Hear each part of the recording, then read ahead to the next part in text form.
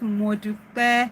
And so today, this morning, I'll be talking about 7 money problems in marriages and how to fix them. So once again, welcome. My name is Modupe Vincent, and I'll be talking about the top 7 money problems in marriage and how to fix them. So I'm going to be looking down into my notes because I don't want to miss any of this money challenge or money problems in marriage. So please, I want to ask you to grab your pen, grab your notebooks. Please tag somebody in the chat. Let them know that we're here for serious talk.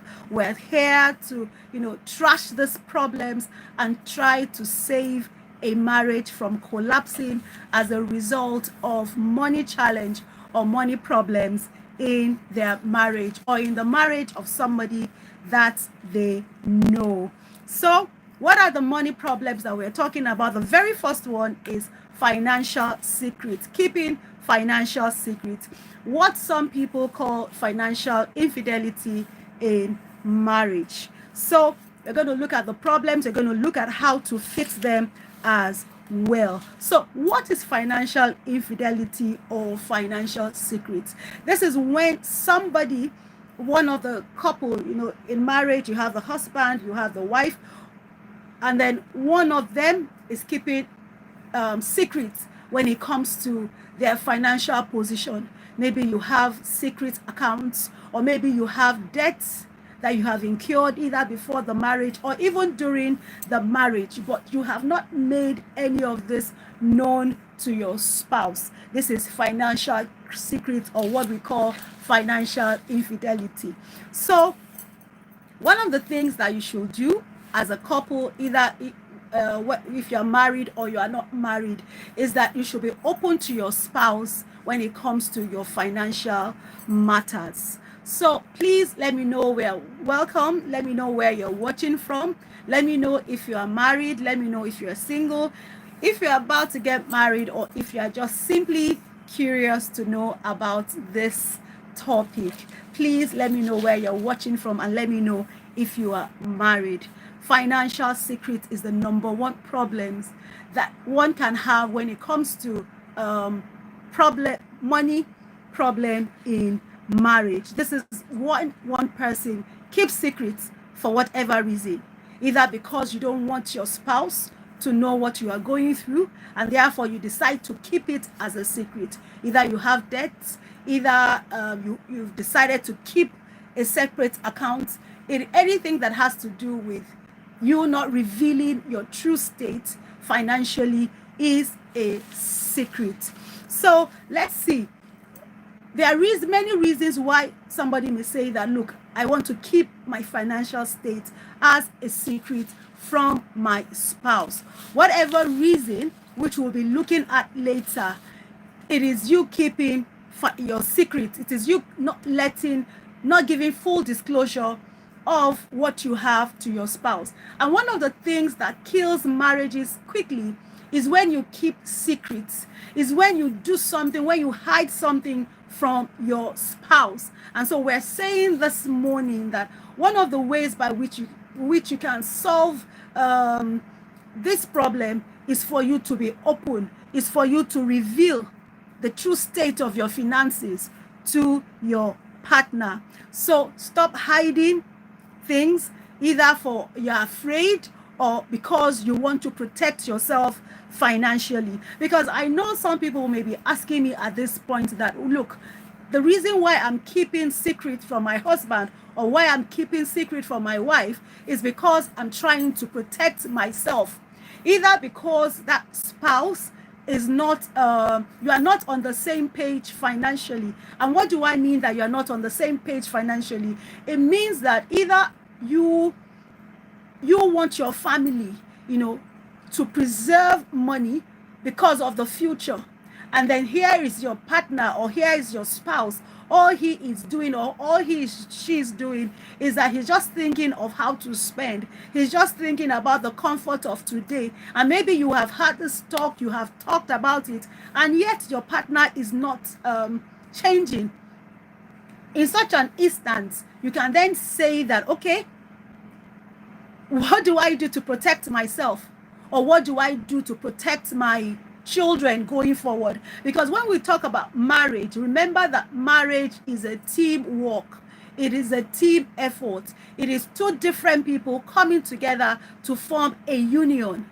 And the whole goal is that you should work together as a team and not work against each other. But one thing that will cause a couple to work against each other is when when one party is keeping financial secrets from the other person.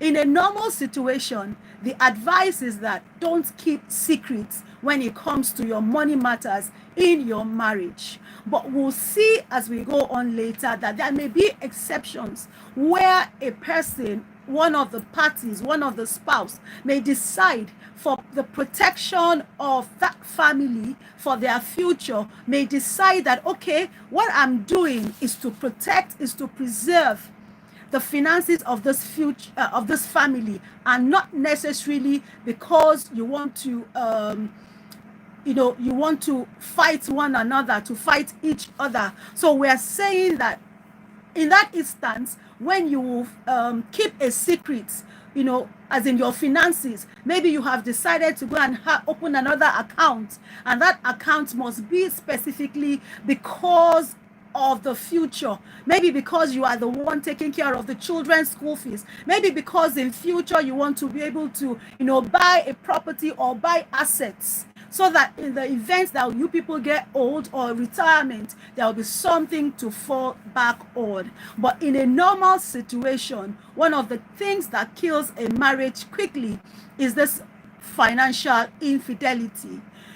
And I'm saying, as a financial coach, as even as a legal person who sits on the bench and a customary court judge, and I see that one of the things that happen why couples come to court is because of money problems in their marriage. Thank you so much, Valentino. Welcome. Let me know where you're watching from. Let me know if you are married, if you're single, if you're about to get married, or you're just simply curious to know more about this topic.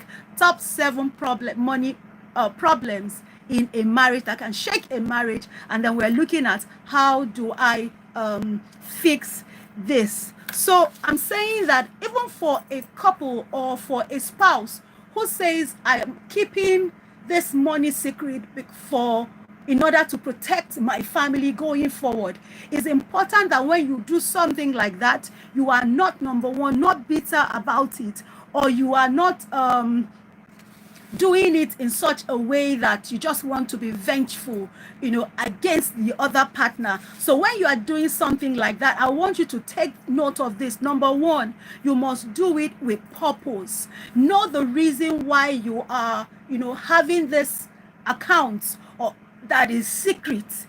Number one, it must be for a purpose, for a reason. And like I have said, maybe because your spouse or your partner is somebody that is not thinking of the future, and you are not on the same page financially. So when you do this, you do it with purpose. Number one, you do it with peace of mind as well. You are not bitter towards that your spouse or your partner, and then you plan as well. Okay, I'm doing this for this reason, and then you have a plan regarding why you are doing it. And another thing you should do is, I usually counsel couples as well, anytime when I know that one of the challenges they are facing is money in their marriage, we talk to them.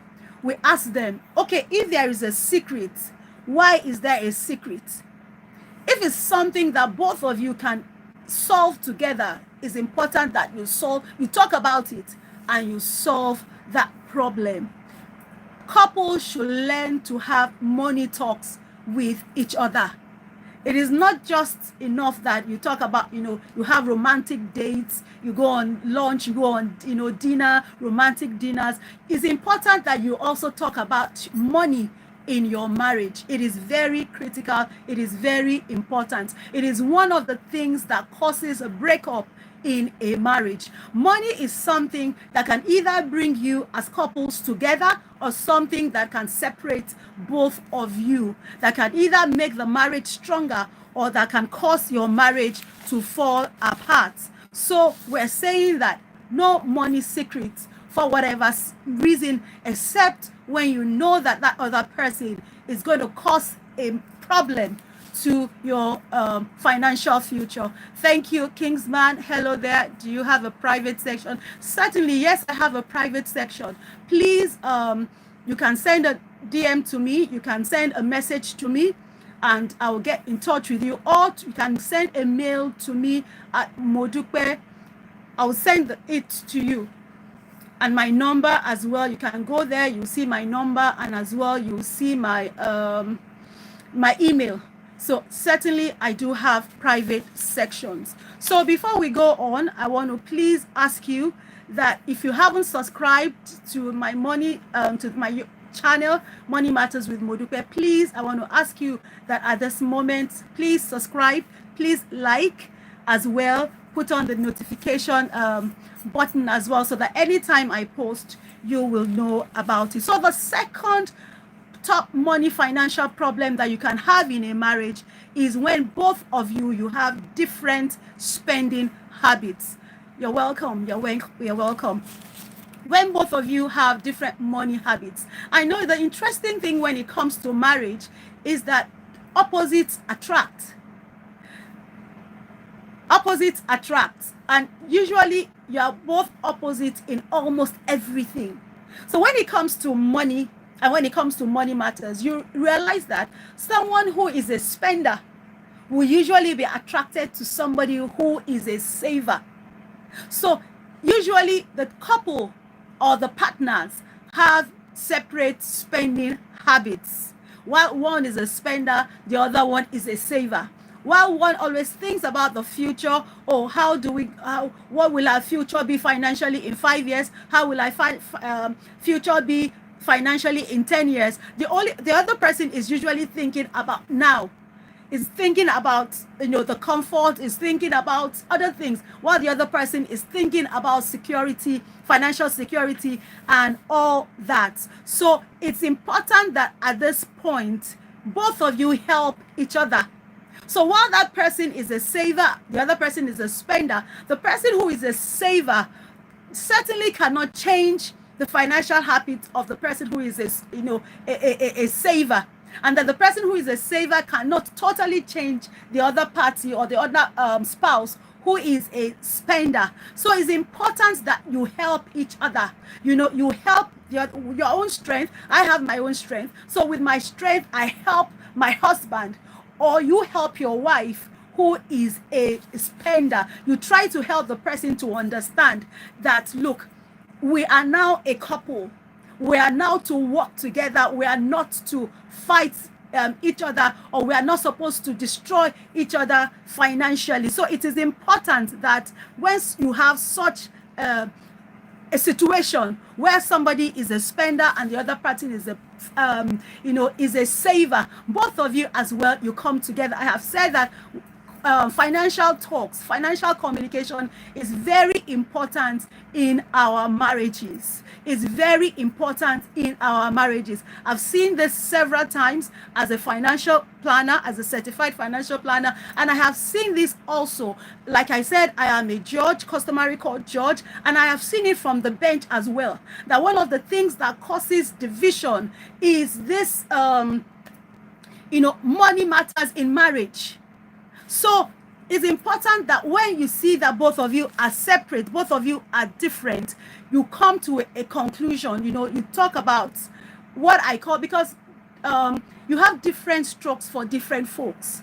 What may certainly work for my family may not certainly work for your own family. So one of the things that I encourage people to do is, look, when you have people like that, different financial, one is a spender, one is a saver, it's important that you have this kind of approach where you create 3 buckets.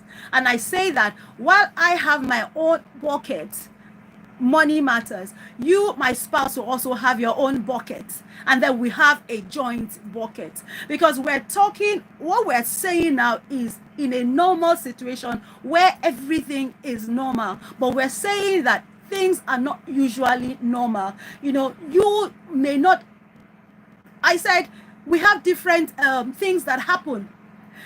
So while one person is a saver, the other person is a spender, and we're saying that from all things being equal, let's do things together. It may not always work like that, and that is why I encourage people that have your own money while he also has his own money, and then we have a joint thing. Saying that I have my own money and you have your own money does not mean that we must keep it as a secret. No, this will help your marriage, especially where I sometimes just want to have my own free money to do some things. But you, as my partner, you feel that the things I want to do may not be necessary, for the help or for the growth of the family. But don't forget that we're two individuals coming together to form this family. And so, in as much as we may not be able to satisfy ourselves financially 100%, but to a very large extent, we must be able to help one another. And that is why I'm saying that let us have different buckets. Why you have your own bucket, I have my own bucket, not in secret, so that you know that I have it. And I also know that you have it. And this, my own bucket, I'm able to do whatever I want to do. And you are also able to do whatever you want to do. And we also have a bucket whereby we know that this bucket is for the goal of the family as a whole.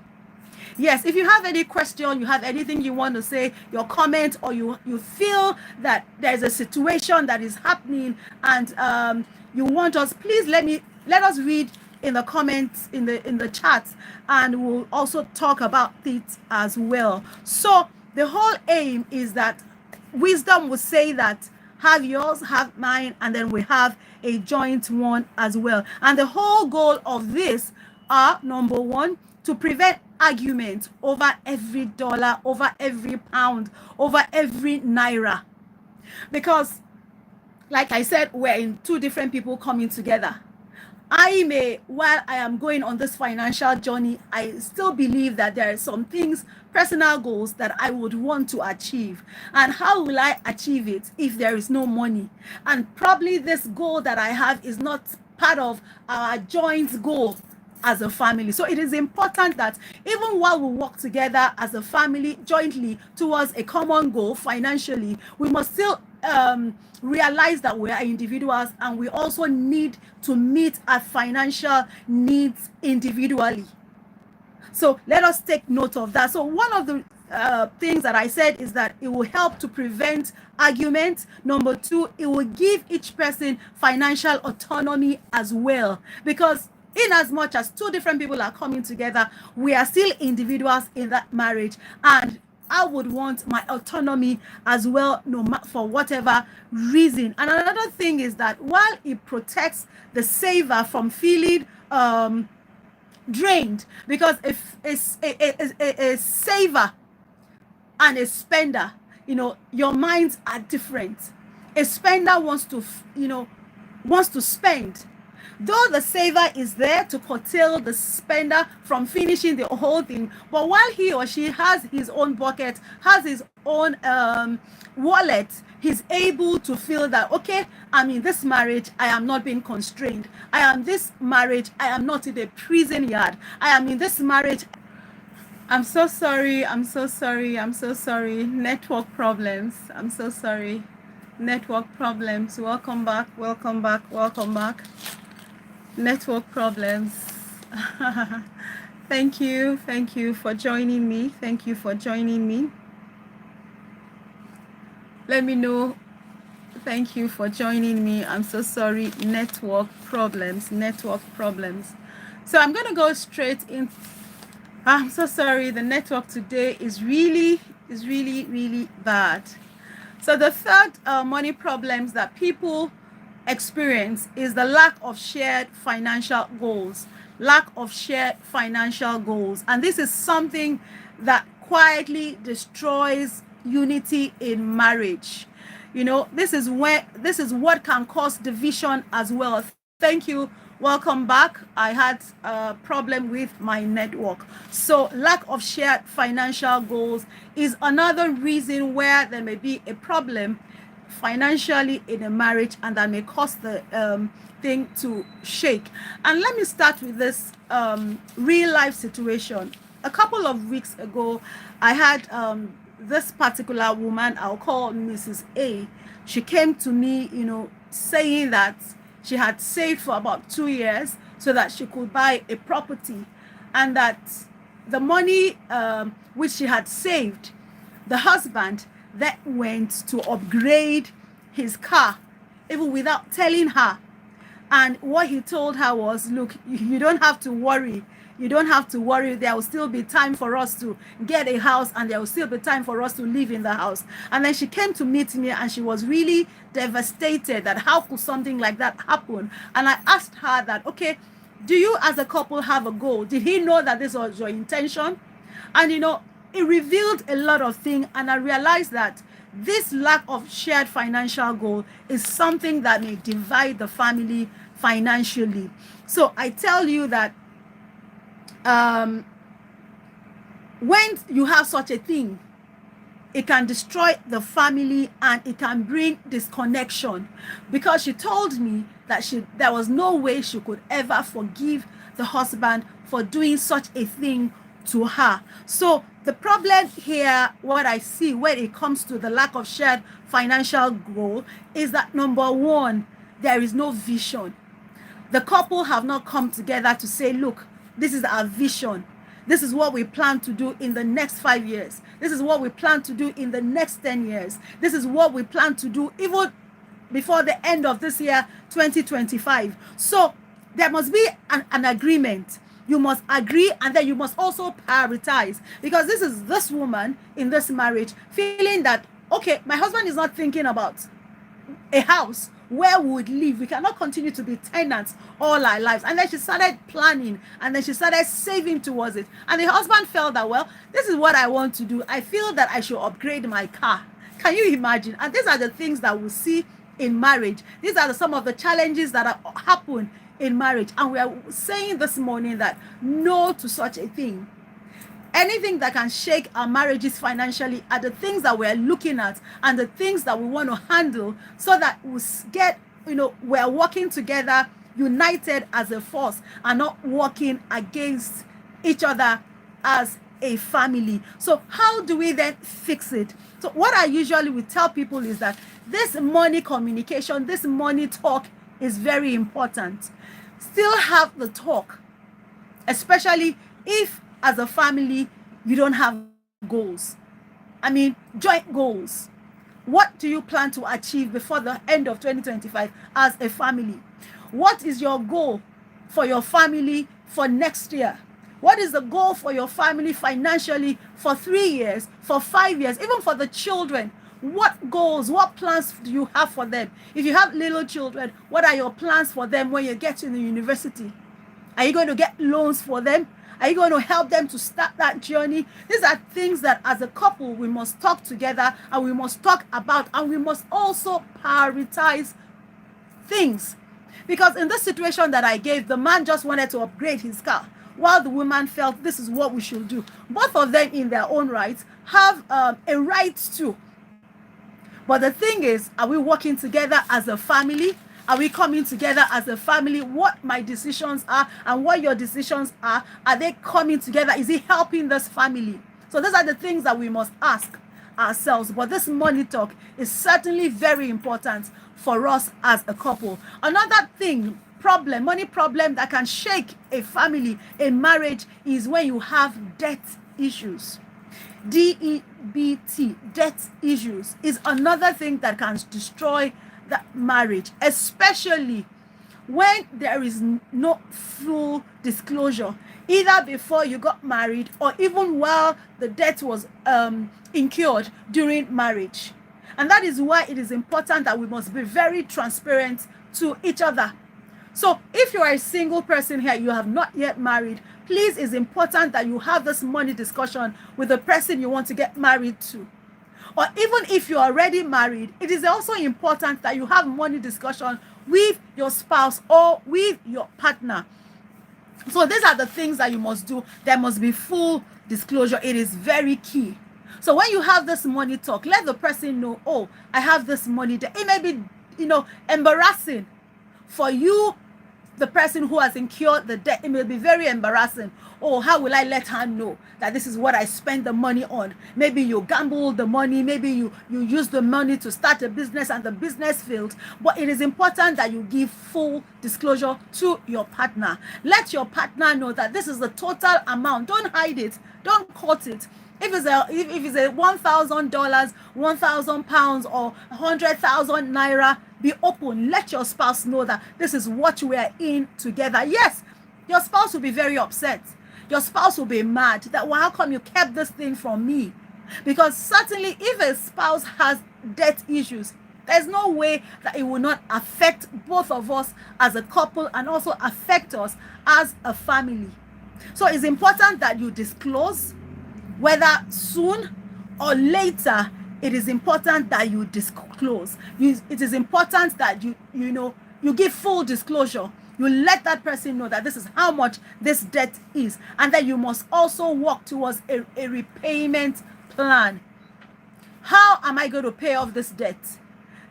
Especially when your spouse or the other partner has refused to participate in helping you to pay off the debt. You must ask yourself, what is my repayment plan? And I will advise you as a couple, please. I know that mistake has been done, that debt has already been incurred, but it is important that you tackle it together. Don't forget that united you stand and divided you fall. Please, it is a joint thing. Don't work against each other. Work together. Build that family, build that marriage together. Yes, it is not easy. Yes, it is tough. How could he have kept this thing for me? How could she have kept this for me? But the thing is that it has happened, and we must start afresh. We must, work towards it together. So I want to ask, are you a team? Because this is my opinion. This is what I would advise professionally. So I want to ask from you, what do you think about any of this money problems that I have spoken about? Financial infidelity, debts, what is your stake? What is your take on this? Are you a spender while your partner is a saver, or is it the other way around? I would like to know. I would like to share experience from you as well. Okay, so one of the things that this causes when there is a debt in a marriage is that it will cause emotional strain, and it will also cause anxiety, because it's like, oh, so this is our truth financially. This is where we are financially. Maybe you thought that, oh, Damilola Bukola TV, thank you so much for joining. Thank you so much. So I want to hear from you as well. Are you a spender? Are you a saver? And what do you advise as well? Just let me hear in the chat. So it causes emotional and strain on both couples. I mean, the couple, it causes strain individually. There is also constant pressure to meet up, either the repayment or even to pay other bills as well. And it can also lead to physical health problems, because when you are not able to sleep, when you are not able to sleep, when you are tired, your blood pressure keeps rising. So these are serious challenges that may occur in marriage as a result of money matters. So, and when you find yourself in such a situation, I want to advise you, please, these are the things that you must not do. Number one, you must not play the blame game, especially for the party who is the innocent party. Don't put on that blame game, but that after all, you are the one that caused this problem. After all, you are the one that incurred this debt. You must be able to settle it. You must be able to handle it. After all, I'm the one working and I'm the one paying. Yes, it is a painful situation. It's a painful, reality for someone to find him or herself. But in order to move forward, in order not for the marriage to break, these are the things you must do. Number one, please don't play the blame game. Don't be resentful of that other party. I know initially when there's this revelation, different kind of emotions will move inside of you, but you have to get to the place where you have to accept the reality, and then you have to ask yourself, what is the way forward? How do we do? So number one, please don't play the blame game. Don't be resentful of that other partner. Another thing you must not do is to lose trust, because it's very easy, especially where that debt was incurred during marriage. It's it might be difficult that, look, I trusted you with our family money. Just like the example of the lady that I talked about that came to see me. I said, look, I saved for 2 years and my husband used this money to upgrade his car. And this was not the intention that I had when I started saving. So you might lose complete trust. And it is difficult for that marriage to succeed. It is difficult for that marriage to move forward. Another thing that when such a thing happens is that there may be delayed dreams. We talked about you setting goals, financial goals as a couple, and then maybe one of the things that you have decided to do is that, okay, before the end of the year or in a year's time, you have planned that you want to have so amount of money. And then here comes the reality for you to find out that so much amount has been incurred.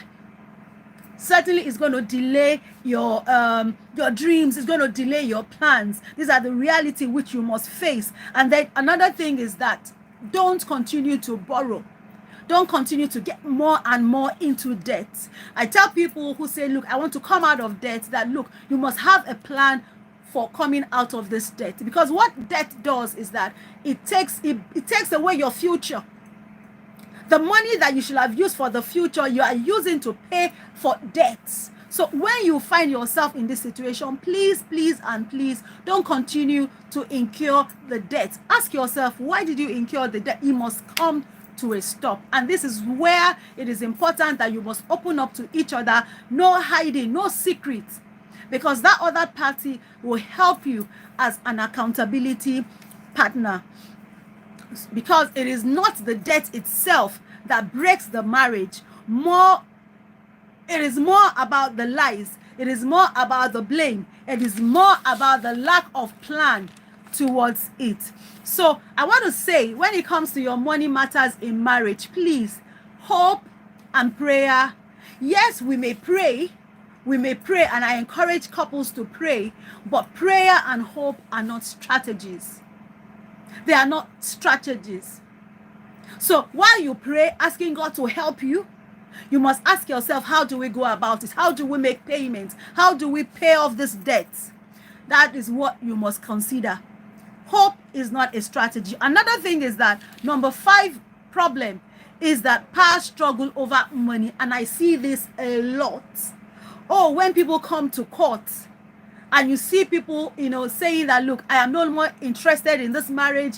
I just separate us, just divorce us, One of the pains is when I see is usually in the women. And I see a lot of financial imbalance. When the man says, I am no more interested. And one thing that the woman keeps saying is, look, I am interested. I don't want to separate. I don't want you to separate us. And you ask them, why don't you want to separate? And you hear that, oh, I have contributed so much in this family. And the man keeps asking the woman, how have you contributed to this family? After all, you are a sit-at-home woman. You have been sitting at home. You have been doing this. I am the one that built the house that we're living in. And the woman is saying that, look, divide the house. And you know that there is no way that you can divide the house as a judge. And then, and the man is saying, look, can you prove it? How much did you contribute financially? And this is where there is power struggle over money. It happens in different forms. Number 1, where only one party is the breadwinner, where only one party is the one who is bringing in money financially. Meanwhile, the other party, usually the woman, especially in this part of the world, in Africa, she's the one that stays at home to take care of the children. She's the one that stays at home to ensure that things are going well. So the man is here saying that, no, look, it is not balanced. Financially, they are not balanced. Either one party is working, the other one is not bringing in income, or two, even what they bring in, both parties are working, but it is not balanced. One party is bringing maybe like 3 times or 4 times what the other party is bringing in. So there is power struggle over money, and we say that this thing can cause shake up, it can cause break up in the marriage. So you need to ask, who earns more? 1, 2, who makes the money decision? So the fact that you earn more does not mean that you should be the only one making the whole decision when it comes to our finances. No, it should not be, because otherwise it's going to cause resentment as well in the other party who is not bringing in as much, or who is not even bringing in at all. And I want to say this, and I want you to understand that the truth is, when you have no financial voice, the respect dies slowly. Where the other party, who is the breadwinner, is the one who constantly makes decisions for the family. And when you want to speak, it's like, oh, how much do you bring in? And this slang and this thing that people say, oh, what do you bring to the table financially, is something that can kill a marriage gradually. It may not be at once, but it kills a marriage. So please, don't use money as a weapon. Don't use money as a weapon against your spouse, against your partner. Use it as a tool that you can build each other together. Money should be a tool in your marriage and not as a weapon in your marriage. So I want to know, how are you making decisions in your marriage? How do you make decisions in your marriage? Marriage should not be a boss and a staff relationship. No. It should not be a boss and a staff relationship. It is teamwork. Don't forget. And then the 6th problem, the top money that can bring problem in a marriage, the 6th one is when there is no budget, there is no plan. When as a couple you don't have a budget, where as a couple you do not have a plan. This particular point is similar to the second one, when you don't have a goal.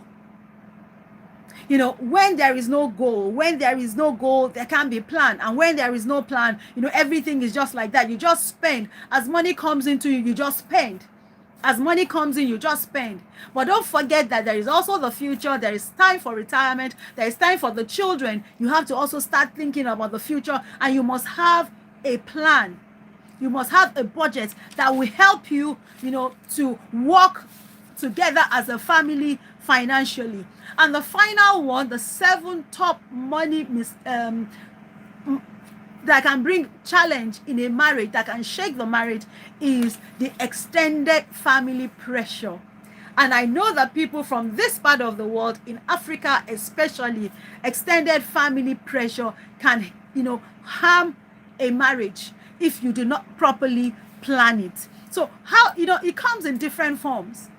1, when one of the party is the one responsible for his own family, not the immediate family, but his own family, the father, the mother, the sibling.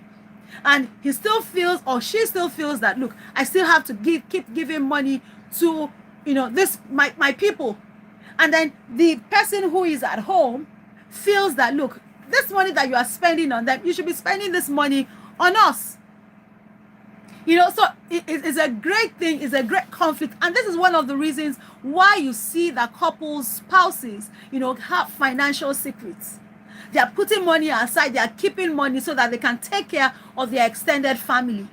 And when you find yourself in such a situation, you have to come clean. You have to come clean. You have to explain. That is, if you have not yet explained. And for those who are not yet married, who will be watching this video, it's important that you have this money talk. It's important that you are open. You let your partner know that, look, this is my situation. I take care of my family. In fact, I'm the one sending my siblings to school. You are clear. You are bare, so that the other party knows what he or she is coming into. So please, look, if care is not taken, family loyalty can begin to compete with your marital issue. And I will say it again. If you're not careful, what happens in such a situation is that family loyalty, family loyalty to your family, to the extended family, will begin to compete with your marital unity. And you need to be careful. You need to ask yourself that we are a team. We are not working against each other. And when you come clean, you are able to ask, as a family, are we able to continue to do this? If the answer is yes, fine. If the answer is no, then you need to now set boundaries. Then you need to not let your family members know that, look, I'm sorry, but this is now the situation. It will be tough. I know that it will be very, very, very tough, but it is something that you have to do. It is something that you have to face. So these are the top 7 money challenges or money problems that people face and that can affect their marriage, and that you have to work against it breaking your marriage. I want to hear from the comment section, from the chat, sorry. Have you experienced any of this? How were you able to handle any of this? Please let us know. Let me know. And I want to ask that if this has really helped you, if you have gained value, please at this point subscribe. I want you to please like, so that this will also help YouTube to push this video to people who would, will benefit from something like this. So I want to say a big thank you to you for staying with me till the end. Have you gained value? What have you gained? And what other topic or what other thing as it relates to money in marriage would you want or would you love to hear from me? So once again, I'm Modupe Vincent. I'm a certified financial planner and also a legal practitioner with over 25 years experience. Thank you for watching.